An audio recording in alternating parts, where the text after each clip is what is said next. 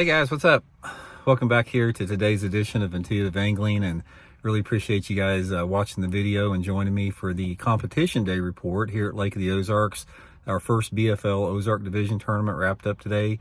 Going to sort of give you a rundown how my day went, and hopefully you guys can learn something from it and catch some fish as a result of how the day went. Pretty eventful day, so we'll get into that in today's video. Also, guys, just a really big thank you to everybody out there that's taken time to subscribe here to Intuitive Angling. If you haven't subscribed, I'd like to invite you to do so. And also a big thank you, guys, for everybody out there that's using my tackle warehouse links I put in the description to purchase your fishing tackle by using that link and bookmarking it if you need tackle. That's just a great way to support the channel, and me and my family really appreciate it. So thank you very much. Okay, guys, if you've been watching the last day or couple days, for the first day of practice, I only got to practice for 4 days. I had to take Elijah to school, had a bunch of different stuff going on. I had to do a promotion for Bridgeford. So I got 4 hours to practice on Thursday.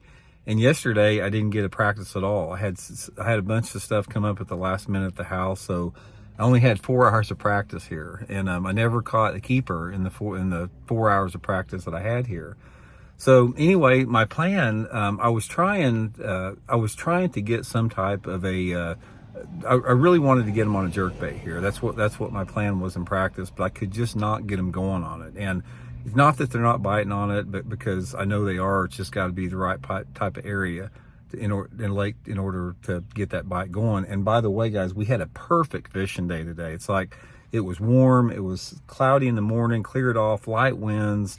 You know, tons of boats on the lake, everybody out fishing, crappie fishing. It was just a boat show on the lake of fishermen, not recreational guys. But anyway, today I just had to scrap it. You know, if you guys saw the video yesterday, I was just going to start from scratch. And my plan, I was going to run way up the river. And I wanted to do that because I knew that nobody had been fishing up there because it's been so cold lately.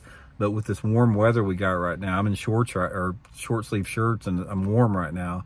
I figured those big ones would be moving up. So main deal today, guys, is I rigged up a big spinnerbait, 3/4 ounce spinnerbait, a chatterbait, and a black and blue jig. And I was just going to go up there and power fish shallow. So I ran right off the bat this morning. I was boat number 4. I ran 50 miles up the lake, started fishing all my key stuff up there that I've fished for the last 40 years here in Lake of the Ozarks. And it was just dead as a doornail. It's like, I fished up there for the first 3 hours, never had a bite. My co-angler didn't have a bite. There was no sign of life. There was nobody up there. It's just like, they just were not there. I mean, if they were halfway biting, we'd have caught a couple, but we fished up there for over 3 hours, maybe 3.5 hours without a dang bite. So at this point, you know, almost 50 miles up the river, you know, it's already, you know, I got to weigh in at 3 o'clock, and here it is. It's already, probably close to 11, something like that. So I just told, and I know the river good. I know that you can get burned up there, and you can go up there and catch 20 pounds, or you can zero really easy. And I was on the road to getting a big goose egg if I didn't make an adjustment. So I pulled the plug and I told my co-angler, I go, we're going to run all the way back down on the other end over there. So we ran all the way down, probably 55 miles, because I wanted to get in the clear water because it was cloudy out. And I felt that one of the reasons I wasn't catching them is the water was really dirty up there, and it was cloudy, really low light conditions, perfect for jerkbait in the clear water. So my plan was I was going to run down to the clear water and start fishing the jerkbait on some of the stuff I got down there. So run down there, and first place I pulled into, I put the trolling motor down and fished a couple little secondary points in this area for probably 10 minutes. And then I tried to pull the trolling motor up, and I couldn't get the trolling motor to come up. It's like, I mean, it's like it was completely in the lockdown position. We jacked around with it, my co-angler and I. We messed around with that thing for like 30 minutes and we could not get that thing to come up. So finally, I raised the trolling motor to get it out of the water and put it on the bank there and got out of the boat, and we completely disassembled this trolling motor to try to figure out how to get this thing up, and we still can't figure out how to get it up. So eventually, after taking enough of it apart, we got it apart to see that the hydraulic little lever on that Minn Kota Ultrix, it had broken there, and it had put the trolling motor in a bind where you can't get it up. So Anyway, I basically took a hammer and a chisel, and I knocked the little, the little piece that, I don't know, this little plastic piece that actually locks your trolling motor in position, so it doesn't come up when you hit the trolling motor on pretty fast speed.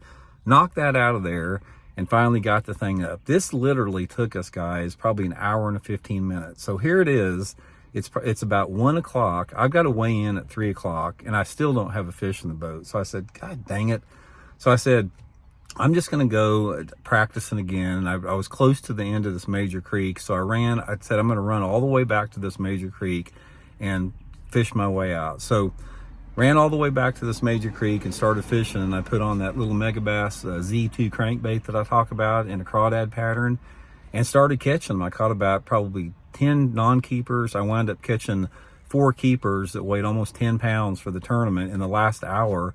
And I had like 30 minutes to fish, almost 45. I had 4 keepers like in the first hour, and I still had almost an hour to fish to get one more, and I could not get my dang 5th fish. So excuse me, I wound up with 9 something, almost 10 pounds with 4 fish. So I salvaged it. At least I got some points for the regional championship out here, but it was not what I expected today. I left the weigh-in pretty early. I would assume they caught them pretty good because we had such good weather, even though when I was at the weigh-in that they weren't catching them very good. I only saw 1 limit weight in the whole time I was at the weigh-in up there. So main thing, guys, here is what you can learn about it here. It's tournament fishing and fish in general. It's all about decisions, making the right decisions. If I would have had this thing to do over again, from what I saw today, it's like, I would have, fished a little crankbait in the back of those creeks. I wound up, fishing big stuff early up there, and up the river, I wasn't fishing the back of the creeks. I was fishing a lot of the secondary points and then around docks with big baits, a big number 6 willow leaf, 3/4 ounce, big chatterbait, 5/8 ounce black and blue jig.